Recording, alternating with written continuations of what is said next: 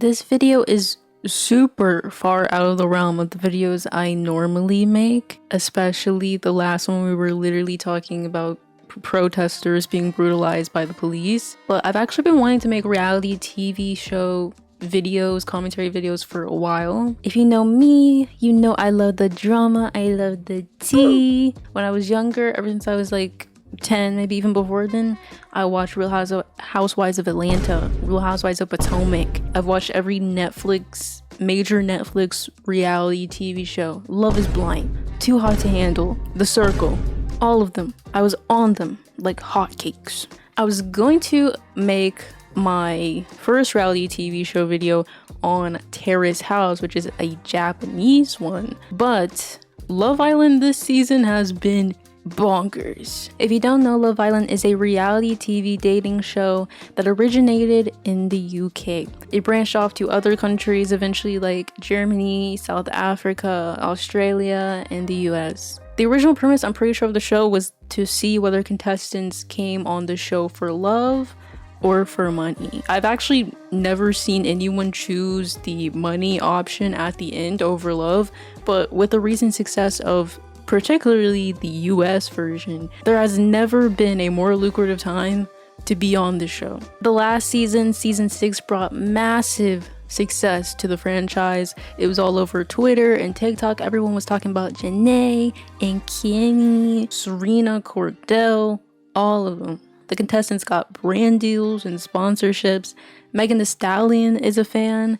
It's huge. Now, it's gonna be hard to top the magic of season 6, and if I'm being honest, I really don't think the season has done that yet or really will. The people on there don't really have as close of friendships. You know, I think that season was just a serendipitous moment, but it has brought possibly the most toxic relationship I've ever witnessed on live television. Now, reality TV show in general as a concept is a naturally toxic environment, but normally that has more to do with how the show is produced than the actual people on the show. You're isolating people from the world, from their family, from their friends, putting them in high pressure situations where every move that they make is scrutinized by the public, something Love Island's host Ariana Madix had to address recently. I mean, it's a dangerous concept in general, I feel like, to take regular human beings and then turn them into basically TV show characters.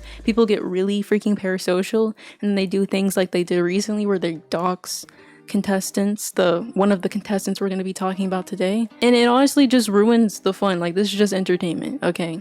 Like, could we all chill? These are human beings. I think we need to all remember that. Literally nothing is that serious. You don't have to even like the people on the show. You can criticize their actions or share your opinion without being a complete psychopath, which exactly is what I'm going to be doing today. No psychopathy will be in sight. I feel also there's something bigger to learn from this situation. You see, on Love Island, contestants or people on the show have to couple up with each other. And these two people we will be talking about today, Huda and Jeremiah, were together since the beginning. Well, until recently, but we'll get to that. And their relationship slowly unraveled over time. It brought up questions as to whether they both came in for a certain agenda, whether they were genuine, or whether they were just both extremely toxic. Now, I will like to preface this by saying, I'm going to be talking about relationship things, but I've literally never been in a relationship before. Girl, I know, I have a brain. I'm a pretty freaking smart girl. I think I've exhibited that. And I know two toxic hoes when I see them. The signs were undeniable, okay? It literally felt, I think everyone who watches the show was like, it feels like I'm in the relationship. It feels like I am right there with them. No, you're a fucking bitch! And it was a lot, okay? Literally, the reason why I'm making this video is because episode 13 of this season literally left me emotionally exhausted and traumatized. Like, my mouth was on the ground. I was immobile for like a good half an hour. I was just pondering how I got to this position in my life where I have to be subjected to this. I want this video to center around, obviously, toxic relationships, the dynamics between how women and men are treated online, and internalized misogyny.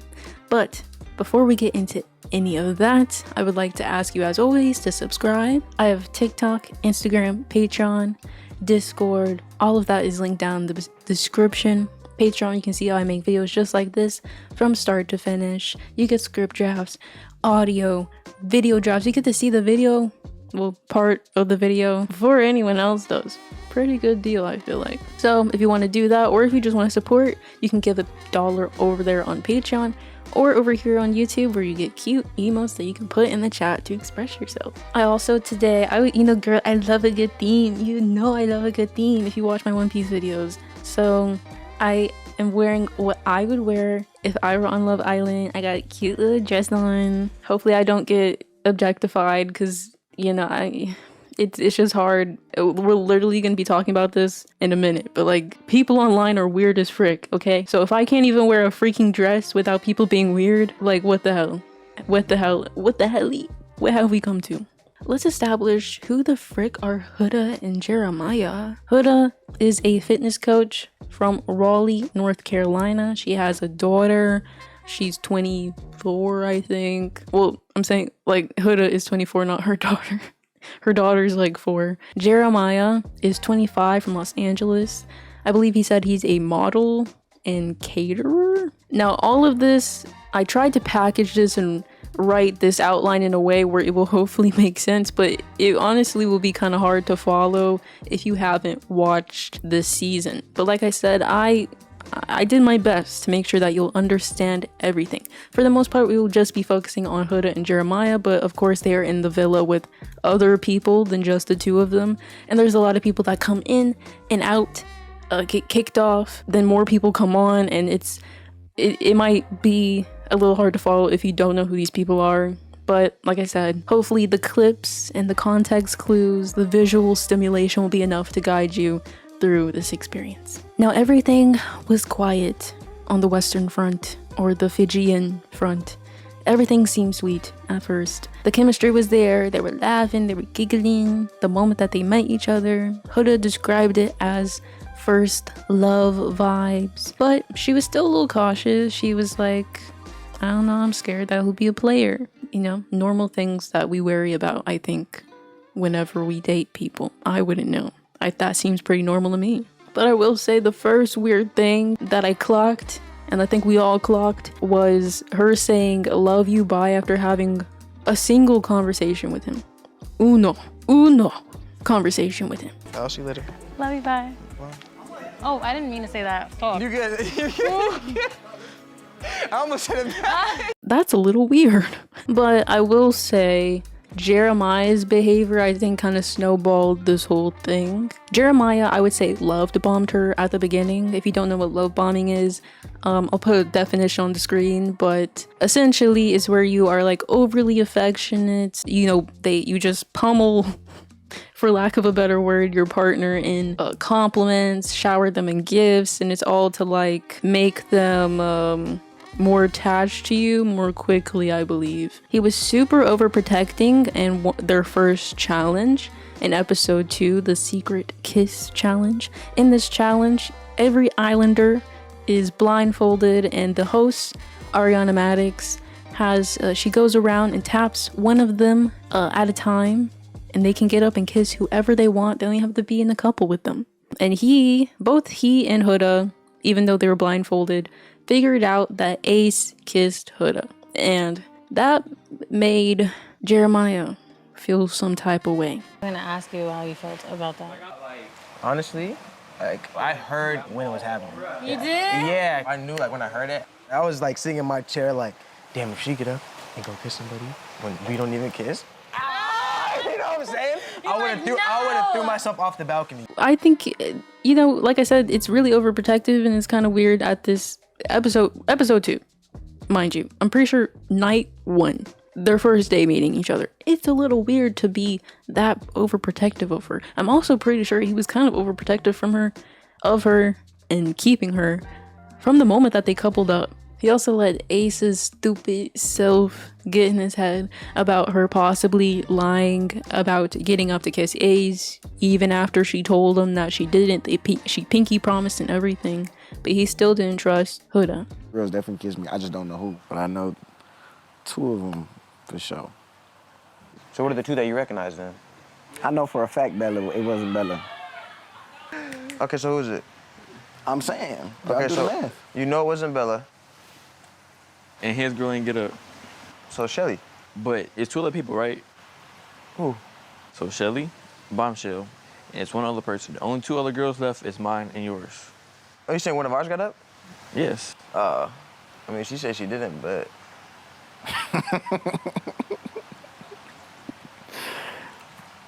We don't know. Alondria, my black queen, called it out the day after whenever she was talking to Huda in the dressing room. She was like, that's a little weird, that's a little scary. And Huda replied by saying that she liked him being obsessive. Then, in their next game, they were playing a numbers game and guessing which islander did, you know, X amount of thing, X amount of times. And they found out that Jeremiah had said I love you to 10 people in his life. And once again, everybody was like, that's a little weird. And Huda, when she was talking with the girls, said that she wasn't really surprised because she felt like he was love bombing her and might have done it to others, which she viewed as a red flag. Later on, he also did things like he apparently like sprayed cologne on Huda's bed. You know, that would be, you know, just weird little actions that were a little off. Also, kind of as a side note, this isn't love bombing, but he did bring up winning the 4th episode in, which sparked questions online as to whether he was just here for money. By the time, hypothetically, if we do the whole goddamn thing and win the shit.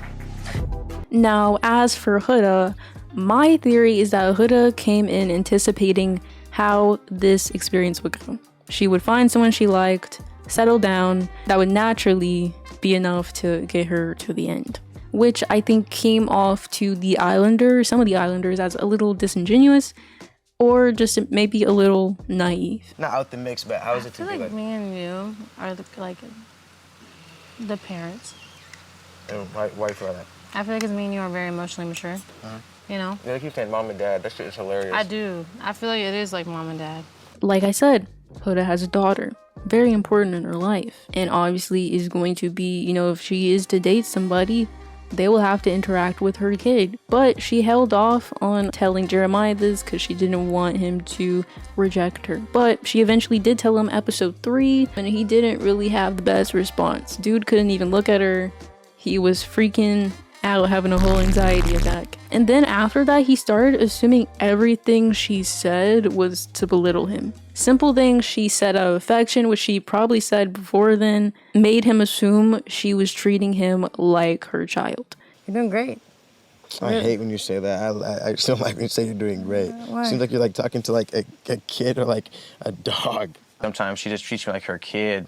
Like she goes into mama mode. Like there's just certain things she says or does that I'm just like, I'm not your kid. Like I'm your partner. Like, or not partner, but I'm coupled up with you. So it's like, don't treat me like your kid. Okay, mom. Like she's literally just being affirming, and you didn't have any issue with her doing that before, but now it's an issue. I just feel like you're kind of throwing the kid thing back in her face, which only makes her feel more insecure in her connection with you. Now, I'll say it turned sour pretty quick. The first signs that Huda was getting a little obsessive were during the 4th base challenge. All of the girls, well, all of them in general, dressed up in baseball outfits, and they have to choose which boy will be in their 1st, 2nd, 3rd, and 4th base. And they like kiss and do little other activities with them. The 4th base is like this big explosive makeout. You'll literally just learn that every Love Island challenge is literally kissing and some nasty stuff. Just pair those 2 things together and that's every Love Island challenge. Just food being thrown around, being spit into people's mouths. It's literally disgusting. It makes me want to gag. I don't know why in the hell they do that. And also kissing, which is kind of gross too. Like everyone swaps spit with everybody. Ugh. Okay, 2 new bombshells come in, Amaya and Hannah. And Amaya, being attracted to Jeremiah, chooses him to be her fourth base. This, once again, big explosive makeout. Huda is pissed. Do you not see like what me and Jeremiah have? Girl, you haven't even been here a week. It's literally episode 4. You've known this man 4 days. That's crazy. She's also, you know, kind of subtly putting up 2 middle fingers. Her obsession with Jeremiah makes her automatically assume that every bombshell is coming in with ulterior motives when they're just literally doing their job. She had no reason to assume Amaya was messy. Amaya has to find a connection too. That's the whole point of the show. It also ruins both of their experiences because the whole point of Love Island is to test your connections, not to be smooth sailing into the end, which, like I said, if we go back to my theory, I do believe that Huda was like, that's what I want. I've seen other people on the show have that before where they just stay with the same person, and I want that too.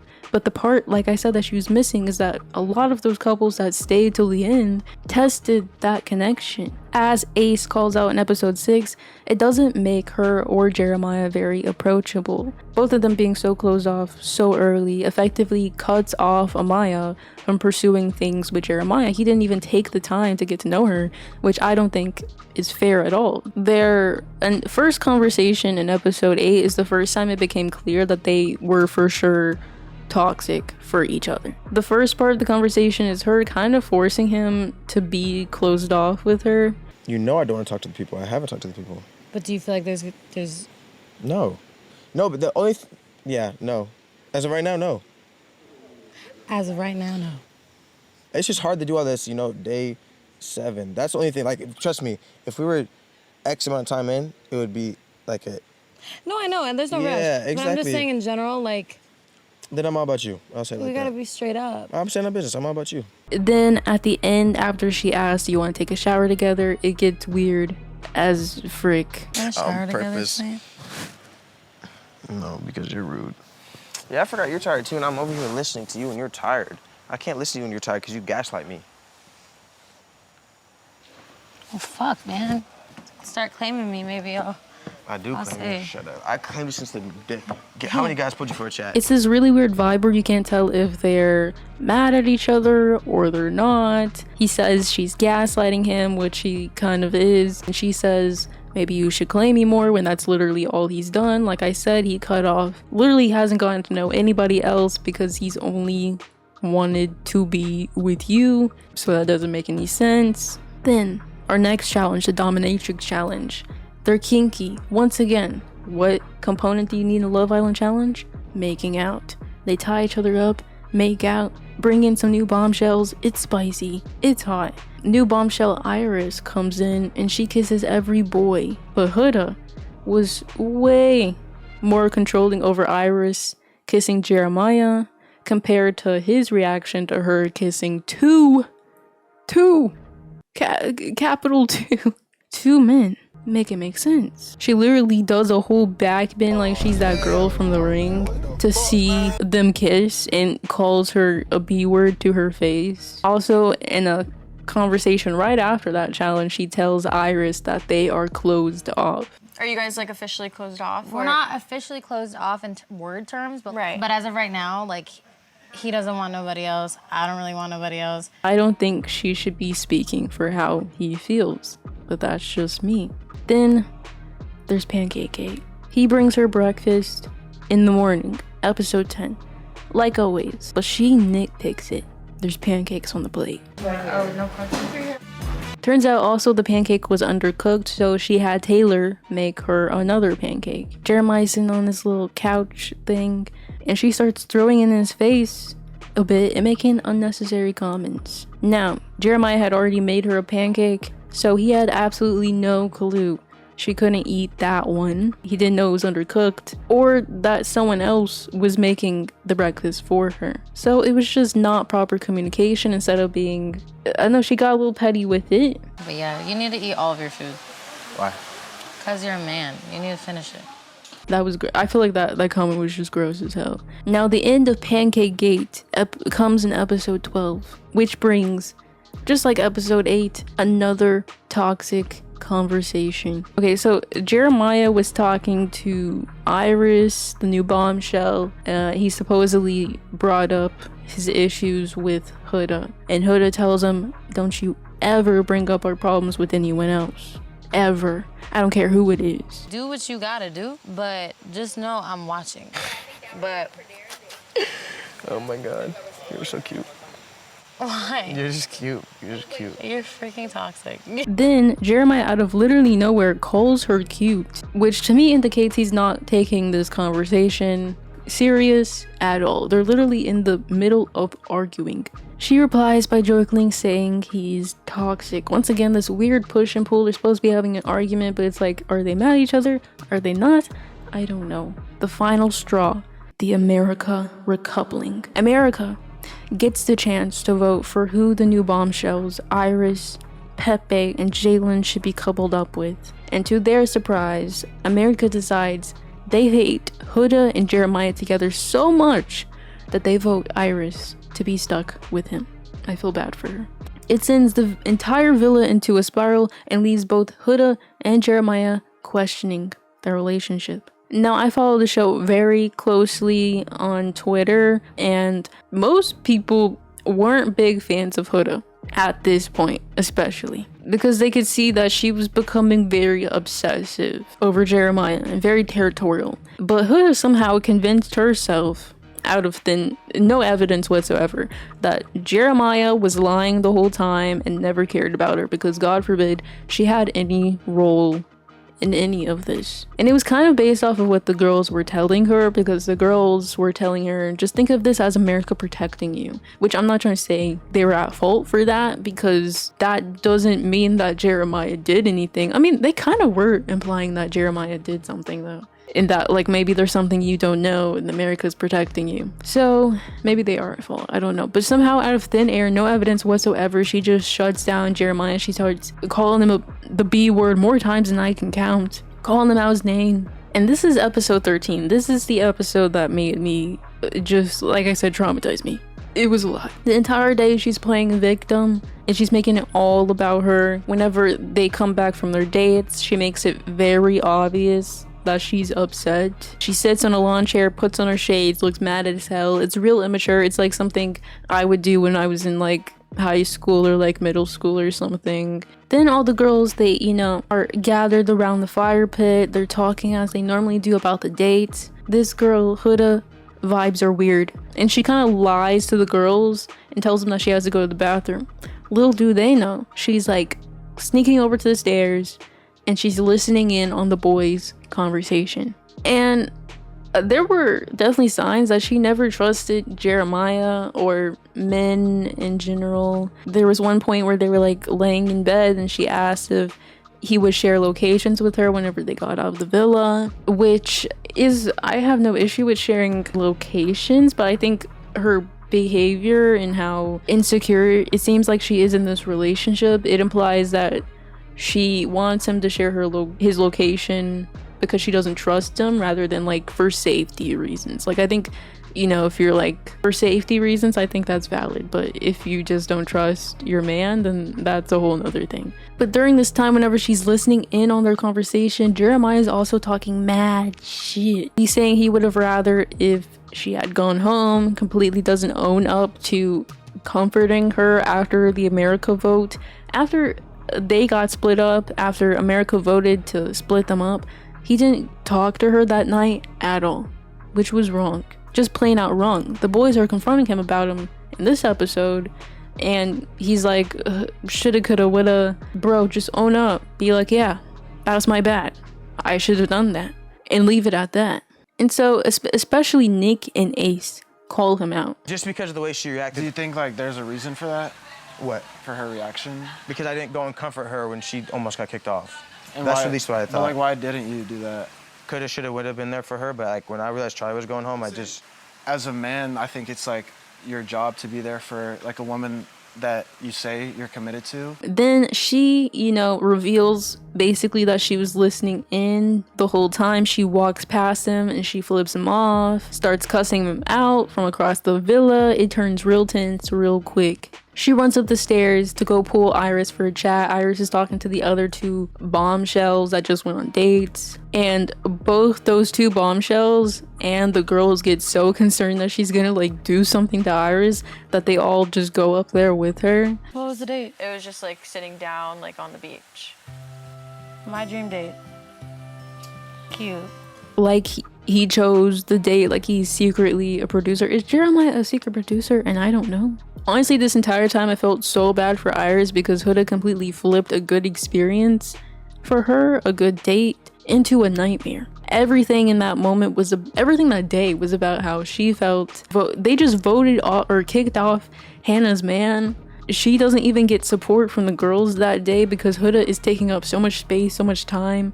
It's just completely selfish. You're the reason why everything happened. You're the reason why I acted the way I acted. You are the reason. Girl, you're a grown ass woman. You should be able to control your own emotions. Nobody made you do anything. Nobody made you act a fool. Literally no one did that.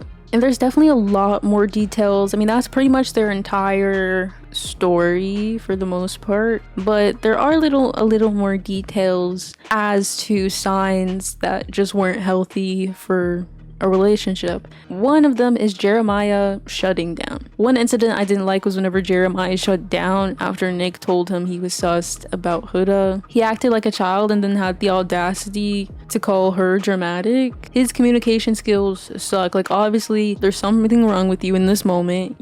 He's honestly doing the thing that Huda did in episode 13 where like it's very obvious that there's something wrong with you, so just like spit it out. Like, you're being so freaking annoying. Are we in middle school? Because I thought our freaking frontal lobes were developed at this point, because you're not acting like it. Like I also said, he didn't confront Huda after the America recoupling. A lot was going on in that moment. It was very hectic, but he still could have checked on her, especially if he says he cares about her so much. Another sign from Huda this time is that she's kind of, I don't want to say a pathological liar, but she's definitely a regular liar. In episode 8, she tells Ace one thing after this like pie challenge where Ace is kind of mad at her pieing him. She tells Ace one thing and Amaya another after that challenge. I was gonna say you, but I was like, I'd rather pie Ace than you.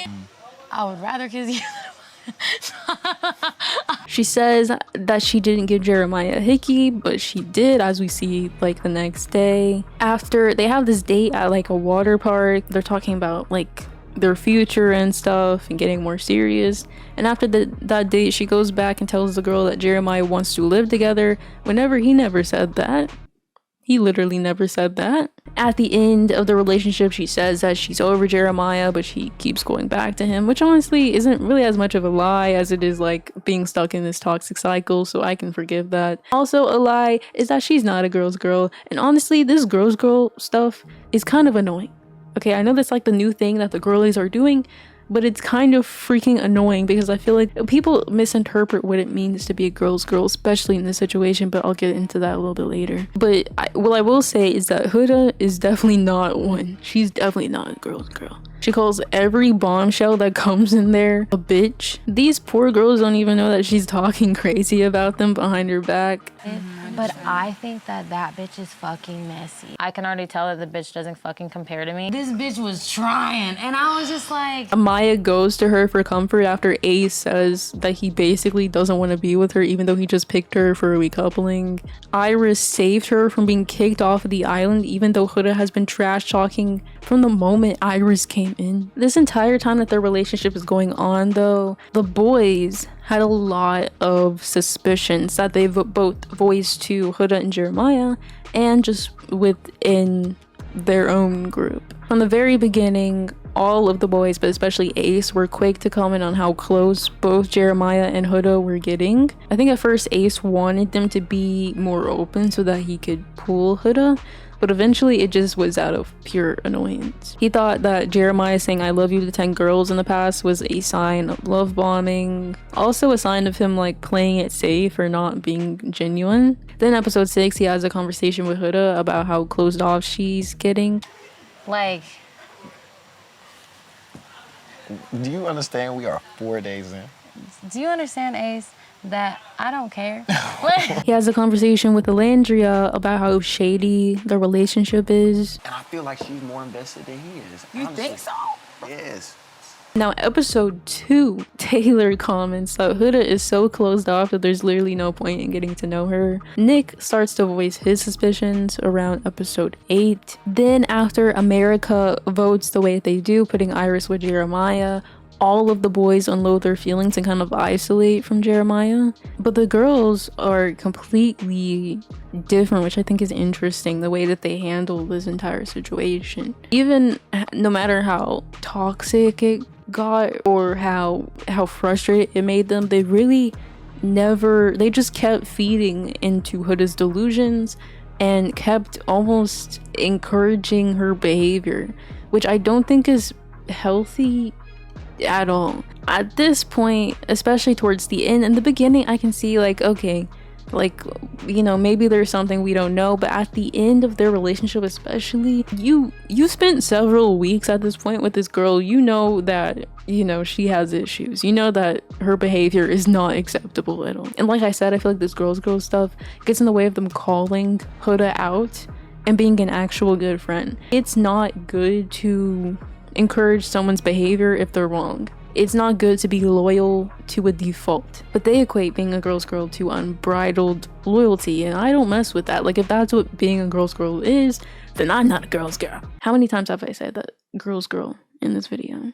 We need a girl's girl counter. Alandria clocked that he was love bombing her early on, but didn't say anything to her. It did raise a few red flags for me, only because he kept saying like, oh, I'm not interested in getting to know anybody else. It's like he was purposely saying that to make her change her mind about getting to know other people. That was a red flag for me, because I'm just like, it's week 1 and y'all just got here and you're trying so hard to convince this woman and she's beautiful. Yes, absolutely. I'm like, okay, girl, you need to look into that, because I don't know, that just doesn't seem right to me. I get that it feels good, but it's kind of scary on the outside looking in, just to say. She felt like Jeremiah was just saying he wasn't interested in getting to know other people, so she wouldn't as well. Although I'm not the friend to feed into my friend's delusions at all, you can ask any of them, I will feed into this one. This is what my girl wants. I'm not finna be the sour apple of the bunch and be like, no, girl, like, you need to step out of it. Like, why would you feed into this one? Why would you do that? If you don't feed into other people's delusions, why would you feed into this one? Especially if you think your best friend is being love bombed. If you think she's in a toxic, kind of abusive relationship, why would you feed into that delusion? Me personally, I would confront her. I love me some Alandria, but I don't agree with that. I will acknowledge that most of the girls can only go off what Huda tells them. Even the behavior I feel like she's exhibited around them should be enough. Like, especially her behavior in episode 13. Like, when they're up in Soul Ties talking to Iris, freaking literally scared to death that she was going to do something to Iris, so they run up. The girls didn't say anything to her. They didn't confront her about her behavior. They didn't be like, girl, I know you're upset, but you're doing way too much. Like, you're going insane. They just literally kept validating her and feeding into her delusions, every single one of them. Like, how is that healthy or helpful in the situation?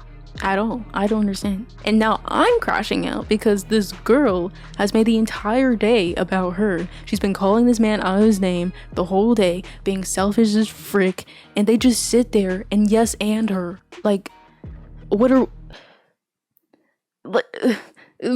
Then the next episode, Shelly and Sierra are talking about her. Do we think that is a relationship that should last or should be fixed? No. If I'm being honest. When she charged at Iris yesterday, like, I was actually fucking scared. From the moment Iris got in here, she already tried to set a tone of, like, who Iris could talk to and who she can't. So if you even feel like you have to stand your ground where every person that comes in here in the name of your person, that should be a red flag. Yeah. But it's like, why didn't you tell Huda that in the moment? If that's how you were feeling, if that's what you were thinking, then why didn't you tell her that? Why didn't you confront her? I don't think that's what good friendship is, but that's just me. Finally, Jeremiah breaks the cycle by choosing Iris over Huda. About a day or so after America voted and split both Huda and Jeremiah up, they had a recoupling where the girls stood behind doors and could choose one boy who they want to match with. If the boys tried to open the door of the girl who chose them, they would match. If they didn't, they would be vulnerable and might be kicked off. And Huda still unlocked her door for him. It really became this like toxic merry-go-round, this push and pull. It not only drained everyone stuck in the villa with them, but also everyone who was watching. In all my years of being a Love Island fan, I've never seen anything on this level of toxicity where like I said, it just leaves you literally immobile, questioning your life choices, frustrated as frick. It literally kind of made the show not enjoyable at all. It was an unprecedented event of two people getting way too close to each other way too quickly, building really high expectations for each other, and then crashing and burning at the first sight of an issue. A very minimal issue, a literal pancake. Jeremiah love bombed her and contributed to building this high expectation of what a relationship with him would look like. Like my mom says, don't start nothing you can't finish. And he couldn't finish that, especially after he found out that she had a child. Especially after that moment, he started to visibly pull away and question if he could keep this up. But instead of communicating that and opening up to her about his worries, he withdrew and shut down, which only made her more insecure in their connection. But we all got growing to do, okay? We all got growing to do, we're all human. But this caused Huda to become insecure about their connection and overly obsessive about losing him. Huda says time and time again that she knows her worth and that she'll leave if he doesn't act right, but she keeps entertaining this toxic cycle.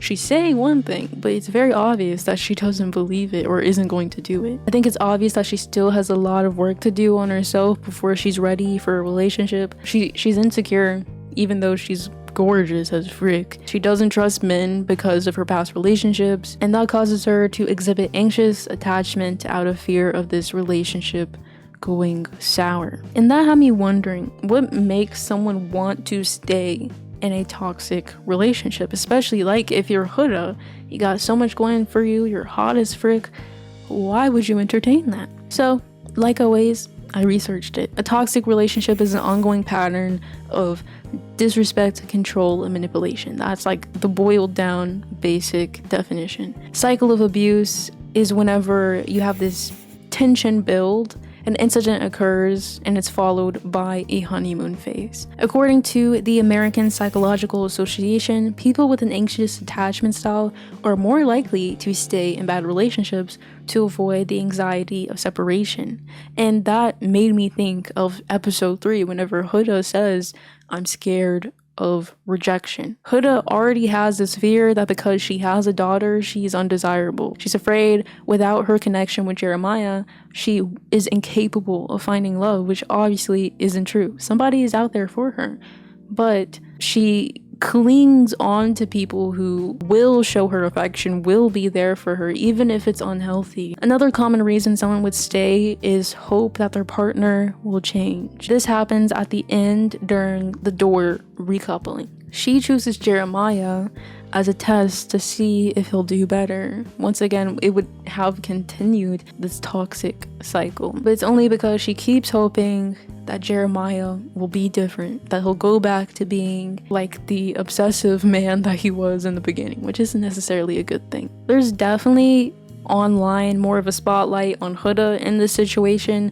despite them both contributing to this toxic situation. From my understanding, Jeremiah's family isn't getting doxxed or harassed, and I'm not saying that they should be, but rather that there is a double standard. There's way more scrutiny on Huda as a woman than there is on Jeremiah. She's viewed as contributing to the situation way more than Jeremiah is, despite, like I pointed out throughout this video, them both pretty much equally contributing to this situation. They are both toxic in their own right. One tweet reads, Huda's personal life was dissected. People were trying to dox her. They called her out of her name. Zionists were after her. Her haters supported her cheating baby daddy in his comments. Like, that's insane. From my understanding, the Zionists were after hers because from my understanding, Huda is Palestinian, which makes sense why she's so freaking gorgeous. She's such a gorgina girl. That also means that some people are definitely taking advantage of the situation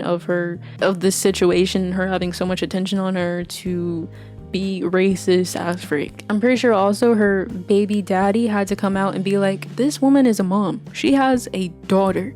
And this doxing her and like contacting her family, harassing her, will only make Huda's mental health worse. And she literally has a daughter. This could traumatize this little child. Like, y'all are being insane. And once again, it makes this situation, it makes it not fun whenever you do insane stuff like that. It also had me wondering, why are women blamed online specifically, or just in situations in general, more than men? Why is Huda seen as the villain more than Jeremiah is? So I found this scholarly article that said, we find that while men and women see harmful content online to a roughly similar extent, women are more at risk than men of being targeted by harms including online misogyny, cyberstalking, and cyberflashing. Women are significantly more fearful of being targeted by harms overall and report greater negative psychological impact as a result of particular experiences. Which, I mean, is the obvious answer. Obviously, because of misogyny, there's more higher expectations on women to act a certain way. And I also think Huda and the way that she exhibits her toxic behaviors is way more obvious than Jeremiah. Jeremiah is way more subtle in a toxic way, which honestly to me is kind of more dangerous. Once again, we all just need a little help. But while making this video, I try my best to be cautious about how I framed it because of that. Because at the end of the day, this is purely entertainment and not a black and white situation at all. But we all naturally have biases that shape how we perceive different situations. Even as a woman, I recognize that I have internalized misogyny. We all do. So it's very easy, even though I am a woman myself, to paint Huda as the villain or see her as the villain. But I tried my best, especially rewatching it. I feel like I got a clearer understanding than I did the first time. So I try not to paint her that way, but rather provide a more nuanced perspective. We're obviously all gonna have different ways of interpreting this relationship, but like I said, at the end of the day, I think they both have issues that they need to work on.